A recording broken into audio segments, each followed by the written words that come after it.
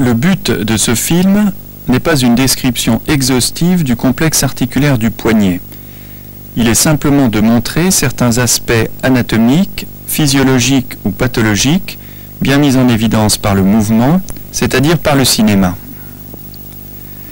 Avant d'envisager sur des images mobiles la biomécanique articulaire du poignet, il est nécessaire de rappeler les principaux complexes ligamentaires et ostéo-articulaires qui vont être mis en jeu. La face antérieure du poignet apparaît tapissée d'un épais surtout ligamentaire, véritable clé de voûte de l'arche carpienne, dont apparaît ici la concavité. Les ligaments intracapsulaires du carpe peuvent être schématiquement divisés en deux groupes. D'une part, les ligaments tendus entre radius et première rangée des os du carpe. D'autre part, ligaments rayonnés. Oblique en bas et en dedans, le ligament radiocarpien antérieur va constituer avec son homologue postérieur et l'os pyramidal la fronde de Kuhlmann. Le centre biomécanique du carpe se situe au niveau de la tête du grand os. Ainsi, la fronde de Kuhlmann, tendue en inclinaison cubitale et détendue en inclinaison radiale, apparaît comme un facteur essentiel limitant le glissement naturel du carpe sur la pente du radius. Le ligament annulaire dorsal du carpe se poursuit en dedans sur le bord cubital du poignet jusqu'au pisiforme, formant une solide coulisse au tendon du cubital postérieur. Celui-ci apparaît, du moins en supination, comme l'élément de stabilité le plus important de l'articulation radiocubitale inférieure. En pronation, l'ensemble du bloc radiocarpien pivote autour du cubitus.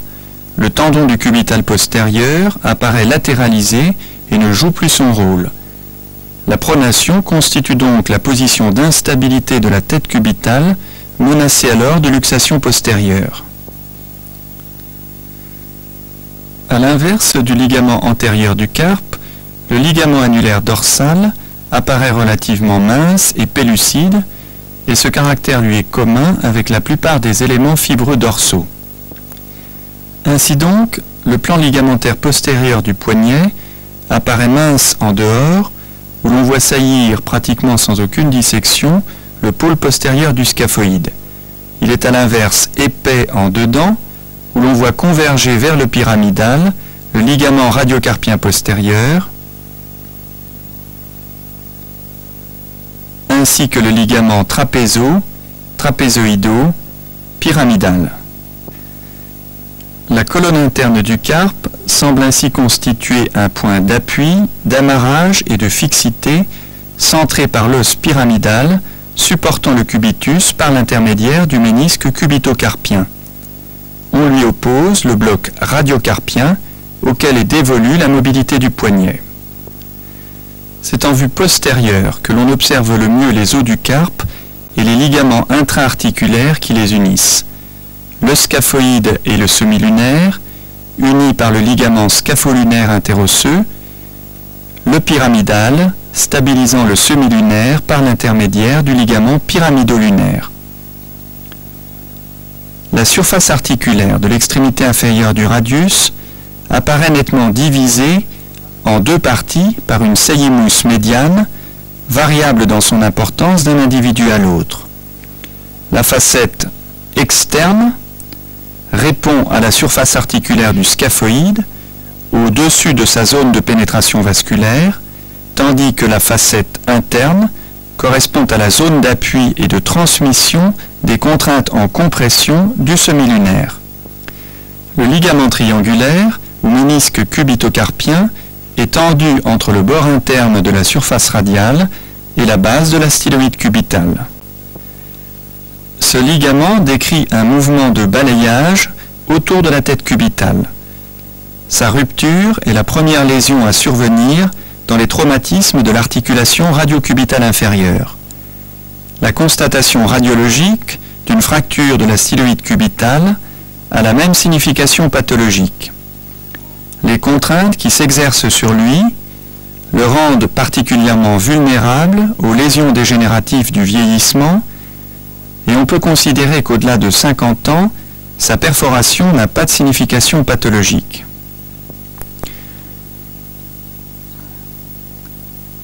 La convexité dans les deux plans du dôme carpien confère en première approximation à l'articulation radiocarpienne le caractère d'une articulation condylienne.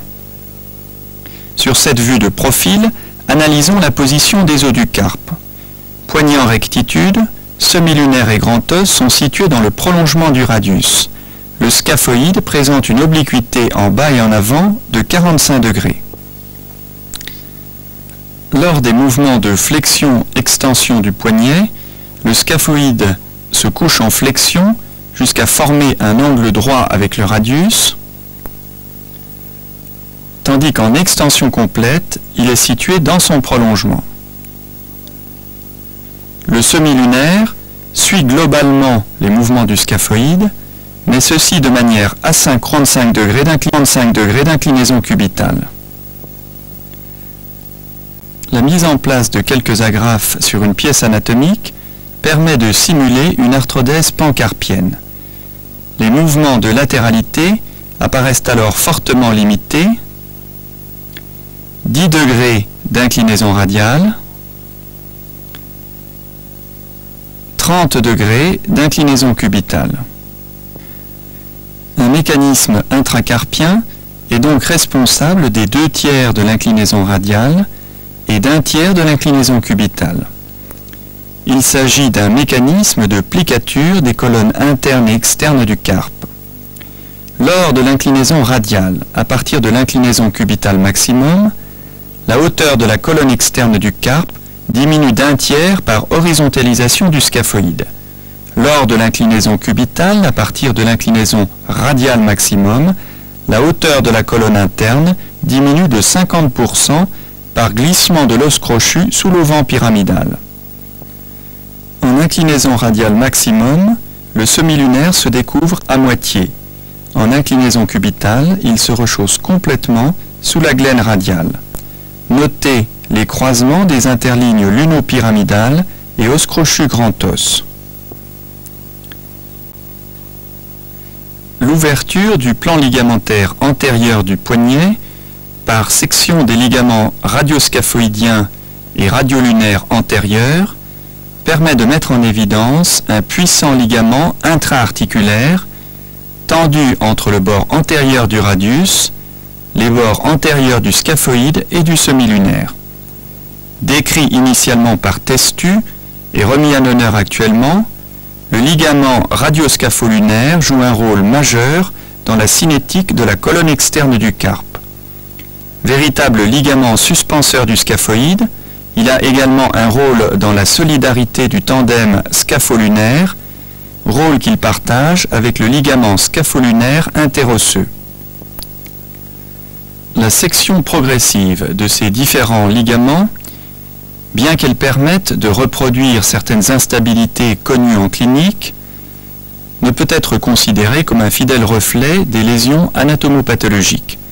Néanmoins, elles permettent d'évoquer certains mécanismes et de suggérer des thérapeutiques adaptées.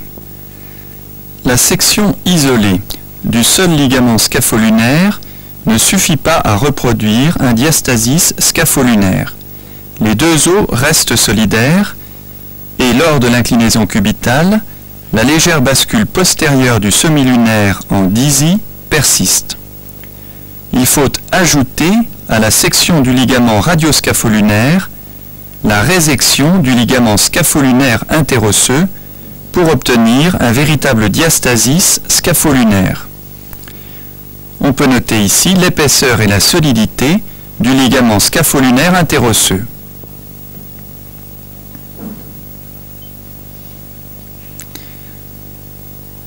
Le semi-lunaire, progressivement libéré, tend à s'énucléer dans la gouttière carpienne.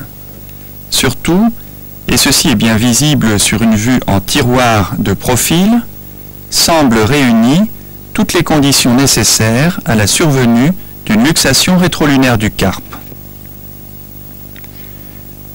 L'instabilité scapholunaire constitue vraisemblablement l'équivalent clinique des lésions que nous avons vues. L'absence de verticalisation du scaphoïde en inclinaison cubitale, le rechaussage incomplet du semi-lunaire sous l'auvent radial sont ici manifestes. Les forces en compression de la tête du grand os viennent s'exercer au niveau de l'interligne scapho-lunaire. Étudions maintenant les conséquences sur les mobilités articulaires des différentes arthrodèses que l'on peut proposer dans le traitement de ces lésions. L'arthrodèse scapho-lunaire diminue davantage l'inclinaison radiale que l'inclinaison cubitale. Elle laisse persister néanmoins une bonne amplitude de flexion-extension.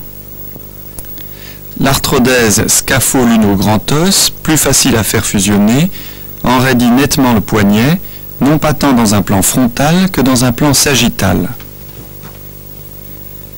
Ainsi, la flexion-extension se trouve réduite à une cinquantaine de degrés.